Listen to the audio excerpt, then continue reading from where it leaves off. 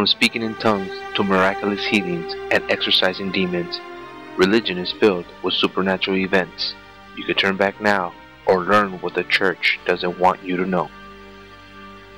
In the Christian faith, pastors are individuals that are given the authority to administer the church and care for the spiritual well-being of followers.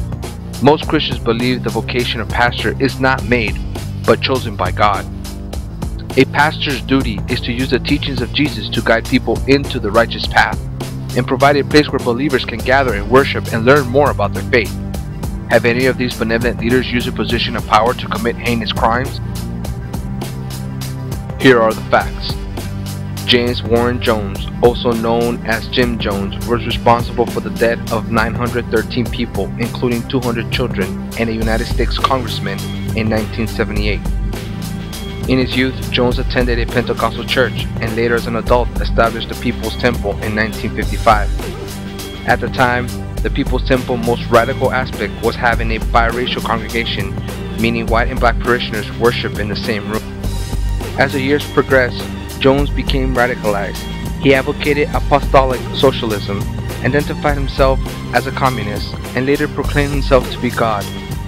His erratic behavior made the People's Temple move from Indiana to California and ultimately to Promised Land, Guyana in 1976. Guyana is a South American country that borders Venezuela to the west, Brazil to the south, and Suriname to the east. Soon, the United States government received disturbing reports about Jones' activities. The reports indicated that the leader isolated members from relatives and friends, ranted during his preachings while holding a gun, and made followers practice suicide at night, an exercise called White Nights. On November 1978, Congressman Leo Ryan of California visited Promised Land, also known as Jonestown. By the end of the visit, Ryan convinced some of the followers to return to America. However, as Ryan's group arrived at the airport, Jones' loyalists ambushed the party and killed most of the entourage. Leo Ryan is the only member of Congress to die in the line of duty. Later that day, Jones ordered his followers to drink Kool-Aid that was laced with cyanide or prepared to be shot. Until this date, the Jonestown incident is considered the largest mass murder-suicide in history, claiming the lives of 913 people, including children.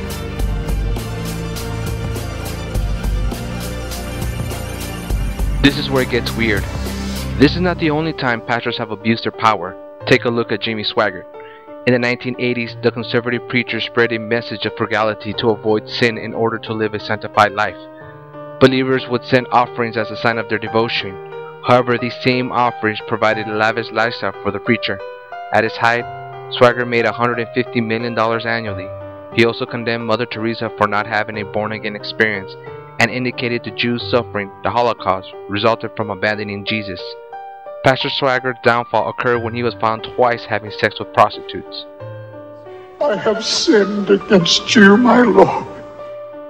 In the 1990s, David Koresh, the leader of the Branch Davidians, was responsible for the death of 86 people, including 17 children and 4 federal agents during a siege at the Branch Davidian compound in Waco, Texas. The cult leader had a habit of assaulting marriages and having sex with any woman in the group, including young girls.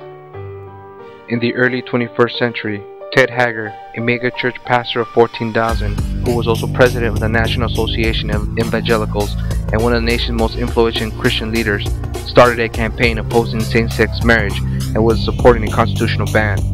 In 1996, the New Republic asked Haggard his opinion about gay pride parades. The preacher responded, "It would be like having a murder's pride day."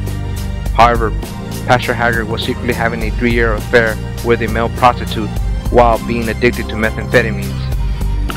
Are pastors good shepherds that attend to God's flock? Or are they charlatans ready to deceive the masses for their own benefit? Are these corrupt pastors only rare coincidences? If so, why does God continue to select pastors that lie, steal, rape, and kill his followers? Is that God's will? Are there other pastors that are in danger of repeating the cycle of violence by inciting hate and fear onto followers?